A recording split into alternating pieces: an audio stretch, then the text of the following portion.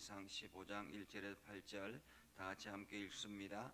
느밧의 아들 여로보암 왕 18째 해에 아비암이 유다 왕이 되고 예루살렘에서 3년 동안 다스리니라. 그의 어머니의 이름은 마아가요 아비살롬의 딸이더라. 아비암이 그의 아버지가 이미 행한 모든 죄를 행하고 그의 마음이 그의 조상 다윗의 마음과 같이 아니하여 그의 하나님 여호와 앞에 온전하지 못하였으나 그의 하나님 여호와께서 다윗을 위하여 예루살렘에서 그에게 등불을 주시되 그의 아들을 세워 뒤를 잇게 하사 예루살렘을 경고하게 하셨으니 이는 다윗이 햇사람 우리아의 일 외에는 평생에 여호와 보시기에 정직하게 행하고 자기에게 명령하신 모든 일을 어기지 아니하였습니다.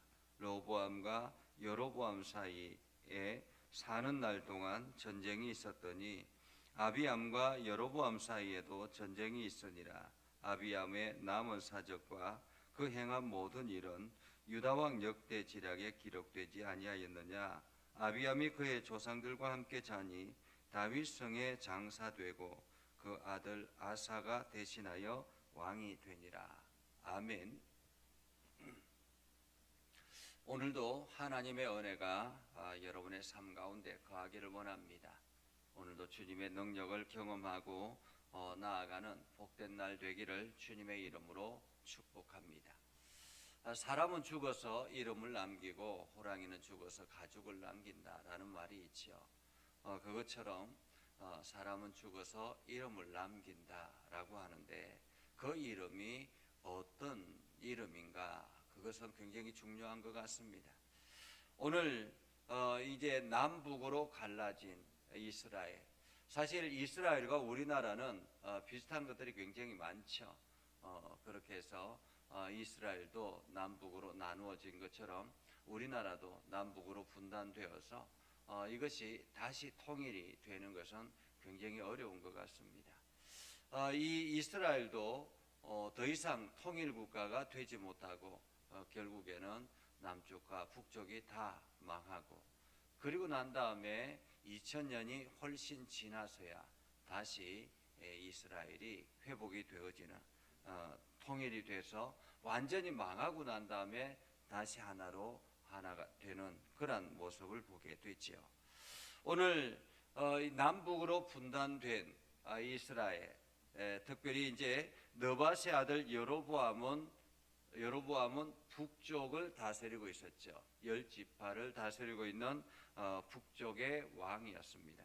그래서 여로보암은 북쪽의 왕이었지만은 남쪽의 유다 르호보암은 벌써 2세대가 지나가는 것을 보게 되죠. 여로보암이 왕으로 있을 때 18째 해에라고 말합니다. 여전히 여로보암은 왕으로 북쪽을 다스리고 있는 그때에 남쪽은 르호보암이 죽고 그 아들 아비암이 왕이 됩니다. 아비암이 왕이 되어서 예루살렘에서 3년을 다스렸다라고 말하죠. 3년. 긴 시간이 아니고 짧은 시간 3년을 다스렸다라는 것입니다. 아비암은 어떤 사람일까? 아비암의 이름을 보면 나의 아버지는 얌이다, 이런 의미를 가지고 있습니다. 다시 말하면 얌은 그때 당시에 그 주변에 바다의 신을 의미합니다. 그러니까 나의 아버지는 얌이다라는 말은 나의 아버지는 바다의 신이다, 이런 의미를 가지고 있다라고 말하고 있죠. 결코 영적인 이름이 아니다라는 것을 우리는 볼 수 있습니다. 영적인 이름이 아니다라는 것은 영적인 삶을 전혀 살지 않았다라는 의미이죠. 솔로몬으로부터 타락되어졌던 그 이스라엘, 그리고 그 가문의 대를 그대로 이어받아야 되는데 그 솔로몬으로부터 타락되었던 그것을 아들 르호보암이 그대로 이어받고, 그 르호보암은 어머니의 영향력을 더 많이 받아서 더 악한 왕이 되었다라는 것입니다. 하나님으로부터 더 멀어지게 됐다라는 거죠. 그래서 남유다가 완전히 우상화 되어지는 그러한 일들을 하게 된 것이죠. 그렇게 그의 르호보암이 그렇게 우상화시키고 그리고 그것을 그대로 이어받았던 사람이 바로 그의 아들 아비야이다라는 것입니다. 아비야. 역대기에는 아비야라고 그렇게 번역이 되어 있습니다. 아비야. 그렇게 3년을 예루살렘에서 다스리는데 그의 어머니 이름은 마아가요 아비살롬의 딸이다라고 말합니다. 여기서 아비살롬은 압살롬을 말합니다. 압살롬은 딸이 하나밖에 없었죠. 다말이라는 딸이 하나밖에 없었습니다. 여기서 딸이라는 말은 이 이스라엘의 그 번역상에서 딸로 번역되어져 있지만 실제로는 손녀라고 말할 수 있습니다. 손녀. 그러니까 다말의 딸이었다라는 거죠. 그래서 압살롬의 손녀 다말의 딸, 그 딸이 바로 마아가였다라는 거죠. 그는 지금 그거를 통해서 아비암이 지금 이제 태어나게 되었고, 아비암이 그의 아버지가 이미 행한 모든 죄를 행하고 그의 마음이 그의 조상 다윗의 마음과 같지 아니하여서라는 거죠. 아비암은 행동도 그의 아버지 르호보암을 따라서 행동하고 그리고 그의 마음조차도 이미 하나님을 떠났다라는 것입니다. 마음이 그의 조상 다윗의 마음과 같지 않았다라는 말이죠. 같지 않았다. 그래서 그의 하나님 여호와 앞에 온전하지 못하였다라는 것입니다. 온전하지 못하였다. 이렇게 아비암이 르호보암도 하나님을 떠난 인생을 살았고 아비암도 하나님을 떠난 인생을 살게 되었습니다. 이제는 완전히 하나님으로부터 멀어진 그러한 인생이 되었던 거죠. 그런데도 불구하고 하나님께서 여전히 그 가문을 세우시는 이유는 무엇인가? 그것은 바로 사절입니다. 사절 때문에 하나님께서는 이 유다를 버리지 않으신 것입니다. 4절에 보면 뭐라고 기록하고 있습니까? 그의 하나님 여호와께서 다윗을 위하여라고 말합니다. 다윗을 위하여.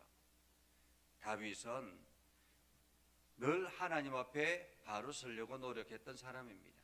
그렇다고 해서 다윗이 완벽한 인생을 살았다라고 성경은 기록하지 않습니다. 5절에 보면 우리야의 일 외에는 평생에 여호와 보시기에 정직하게 행하였고 라고 말합니다. 사실 다윗이 행한 일들이 다 정직했겠습니까? 그러지 않았겠죠. 그러지 않은 일들도 얼마나 많았겠습니까? 특별하게 잘못한 것은 우리야의 일, 우리야를 죽이는 그리고 바세바를 취하는 그 사건이었지만은 그러나 그가 정직하다라고 하나님께서 보신 이유는 무엇입니까? 우리가 시편의 말씀, 시편의 그 다윗의 기도를 보면 늘 하나님을 바라보려고 하고 하나님 앞에 바로 서려고 노력했던 그러한 모습을 보게 됐죠. 그러니까 우리가 인생을 살면서 실수할 수도 있습니다. 잘못을 저지를 수도 있죠. 그러나 우리의 촉각과 우리의 신경과 우리의 안테나가 늘 하나님 앞에 바로 있는가 없는가라는 거죠.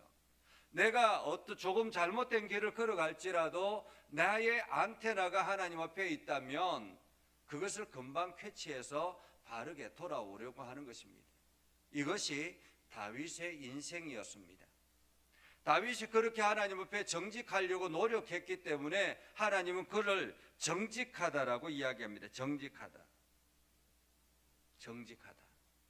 그리고 그 다윗 때문에 그의 후손들이 여전히 힘든 인생을 살고 있었지만은 다윗 때문에 하나님은 그들을 붙들고 있다라는 것이죠. 다윗을 위하여 예루살렘에서 그에게 등불을 주시되 그의 아들을 세워 뒤를 잇게 하사 예루살렘을 견고하게 하셨다라고 말합니다. 다윗을 위하여. 그만큼 우리 자신의 신앙도 중요합니다. 우리 자신의 신앙이 우리의 자녀들 그 다음 세대들까지 계속 내려갈 수 있다라는 거죠.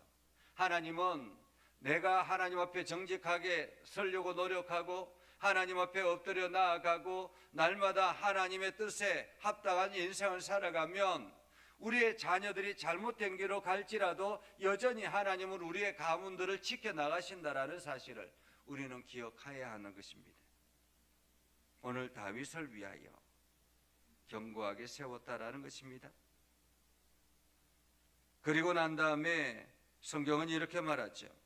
6절에 보면 르호보암과 여로보암 사이에 사는 날 동안 전쟁이 있었고 그 전쟁이 아비암에게까지 그대로 이어지게 되는 것이죠.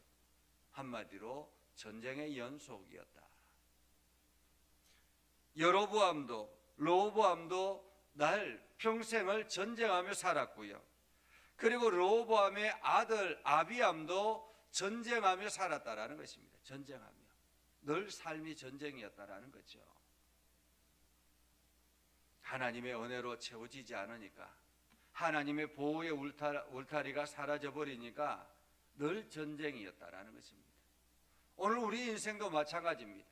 우리가 하나님의 보호하심 아래 있을 때에 우리는 평화를 누릴 수가 있는 것입니다. 하나님의 보호하심 아래 있을 때에 우리가 평강을 누릴 수가 있는 것입니다. 그러지 않으면 늘 우리도 전쟁의 연속이어야 하는 것입니다. 오늘 아비암과 여로보암 사이에 전쟁이 있었습니다. 그리고 아비암의 남은 사적과 그 행한 모든 일은 유다왕 역대지락에 기록되었다라고 말합니다. 한마디로 아비암의 인생은 특별한 것이 없었다라는 거예요. 사실 르호보암의 인생도 특별하지 않았잖아요. 르호보암의 인생도 나라가 쪼개지는 그런 불행을 안고 시작되었지만은 그의 인생은 특별하지 않았습니다. 그냥 늘상 전쟁이었다라고 성경은 기록합니다. 전쟁이었다. 실제로 아비암은 큰 전쟁을 여로보암과 했다라고 하죠. 40만 대군을 이끌고 여로보암을 맞서 싸웠는데 북이스라엘 여로보암은 80만을 데리고 와서 싸웠다고 합니다.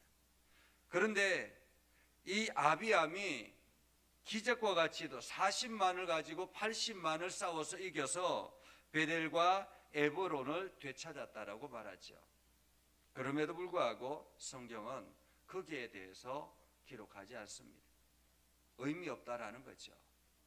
하나님 앞에 바르게 서지 않았던 시간들, 그 어떤 일들이든지 하나님 앞에서는 의미 없었다라는 것입니다.